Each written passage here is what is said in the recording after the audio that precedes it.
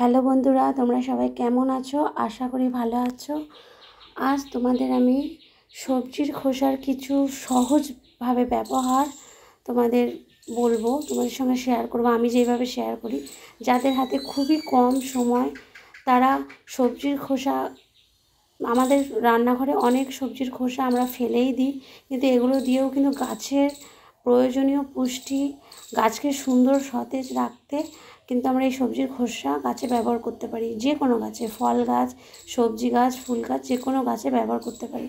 আর বিশেষ করে যাদের হাতে কম সময়, যারা পচিয়ে সেটাকে কম্পোস্ট বানাতে পারছো না, বা কোনোভাবে প্রবলেম আছে, টাইম পাচ্ছ না, বা পচানোর সেই ব্যবস্থা করতে পারছো না, তো তারা কি করবে, এই যে যে তোমরা টপে হোক, যে যাতেই গাছ করো না কেন, নিড়ানির সাহায্যে কিছুটা মাটি তুলে নিয়ে তারপর সবজির খোসা দিয়ে আবার মাটিটাকে যেরকম ছিল সেরকমভাবে ঢেকে দেবে। তো এইভাবেই কিন্তু গাছের পুষ্টি। এবার আর যখন জল দেবে, ভালোভাবে সেই জায়গাটা ভিজিয়ে জল দেবে, তাহলেই কিন্তু দেখো আমার গাছটা কত সুন্দর, মানে সতেজ।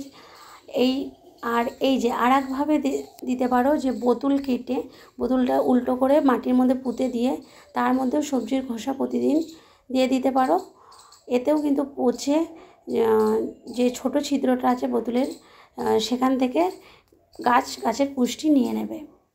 এইভাবেও কিন্তু তোমরা সবজির খোসা দিতে পারো। আমি প্রতিদিন এইভাবেই, যখন মাটির তলায় পারি, আর এইভাবে পারলে এইভাবে দিই। বড় বড় ক্যারেটগুলোর গোড়ায় সমস্ত এইভাবে বোতল কেটে কেটে রেখে দিয়েছি।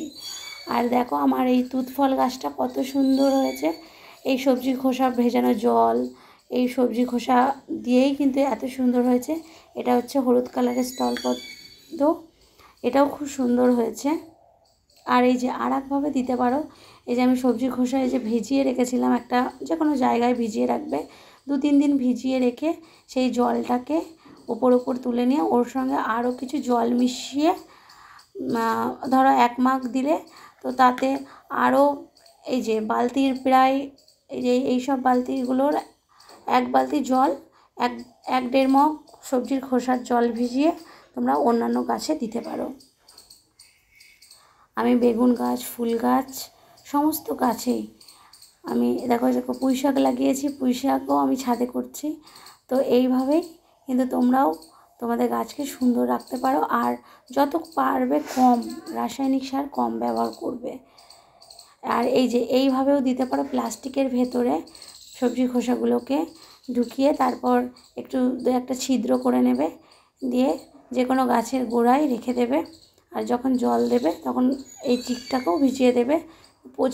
পচে যে জলটা বেরোবে সবজির খোসা থেকে, সেই জল কিন্তু মাটিতে গিয়ে পড়বে, আর মাটি থেকে গাছ তার খাবার সংগ্রহ করে নেবে। এই দেখো এখানেও আমি একটা এই ডাব্বার মধ্যে পুঁই শাক লাগিয়েছিলাম। দেখো এর জন্য কোনো ব্যবস্থাই করে দিইনি, এই ছাদ থেকে ঝুলে ঝুলে হচ্ছে। কতটা বড় হয়েছে, একদম ছাদের নিচে মানে দেয়াল বেয়ে নিচে চলে গেছে, ঝুলিয়ে দিয়েছি। এইভাবেই কিন্তু পুঁই শাকগুলো হচ্ছে। তো এইভাবেই আমি কিন্তু সবজির খোসা ব্যবহার করি গাছে। কেননা সবসময় আমাদের, বিশেষ করে মেয়েদের সংসার সামলাতে গিয়ে, ফুল বাগানের শখ থাকে, কিন্তু সংসার সামলাতে গিয়ে আমরা মানে গাছের সেভাবে যত্ন করতে পারি না। তো এইভাবে কিছু কিছু টিপস ফলো করলে মানে কম সহজেই হয়ে যায়, কম সময়ে।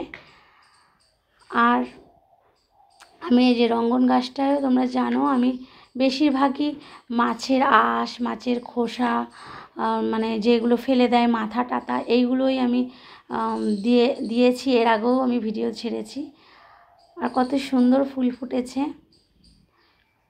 আর এই বৃষ্টির মধ্যে ওই সবজির খোসা দিয়েই কিন্তু হয়ে যাচ্ছে, চলে যাচ্ছে। আর কোনো সারও দেওয়া হচ্ছে না, কেননা একটানা একভাবে বৃষ্টি। আর এই টাইমে কোনো সার না দেওয়াও ভালো। কত সুন্দরভাবে ফুল দিচ্ছে একভাবে। আর যাদের হাতে টাইম আছে তারা কিন্তু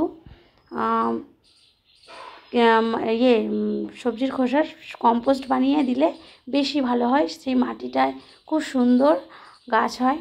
এই যে আমি একটা গামলা রেখে দিয়েছি, গামলার মধ্যে এতে সব কিন্তু আমার সবজির খোসা পচা মাটি কিছুটা মাটি দিয়েছিলাম, আর বেশিরভাগই প্রত্যেক দিনের সবজির খোসা আমি নিয়ে গিয়ে কিছুটা মাটি নিড়ানির সাহায্যে উঠিয়ে নিয়ে তার মধ্যে দিয়ে আবার মাটিটা দিয়ে মানে ঢেকে দিই। এইভাবেই বা ফেলে রাখলেও কোনো অসুবিধা নেই, তাহলে তাড়াতাড়ি পচে। আর বৃষ্টির টাইমে কিন্তু কম্পোস্ট বানানোর মানে ঠিক টাইম। তো যাদের হাতে সময় আছে তারা সবজির খোসাকে কম্পোস্ট বানিয়ে মাটিতে মাটির সঙ্গে মিক্স করে ব্যবহার করো, এতে মানে বেশি ভালো হয়। আর যাদের হাতে সময় নেই তারা আমি যে যে টিপসগুলো দেখালাম সেগুলো ফলো করো, তোমাদের গাছও এরকম সুন্দর সতেজ থাকবে, ফুল ফলে ভরে যাবে। আর রাসায়নিক সার বারবারই বলবো কম ব্যবহার করো, তাহলে গাছের জন্যও ভালো, নিজের জন্যও ভালো। আর নালে রাসায়নিক সার ব্যবহার করলে হয়তো কিছুদিন খুব ভালো ফুল পাওয়া যায়, ফুল ফল পাওয়া যায়, কিন্তু পরবর্তীকালে গাছটা নষ্ট হয়ে যায়। আর দেখো কি রং বেরঙের প্রজাপতিও আসছে। বাড়িতে ফুল গাছ থাকলে প্রজাপতি মানে দেখা যায়, প্রজাপতি এখন কিন্তু খুব কমই দেখা যায়। তো ফুল গাছ থাকলে কিন্তু দেখতেই পাবে, দারুণ লাগে দেখতে। তো ভিডিওটা আমার কেমন লাগলো তোমরা অবশ্যই কমেন্ট করে জানিও, ভালো লাগলে লাইক করে দিও।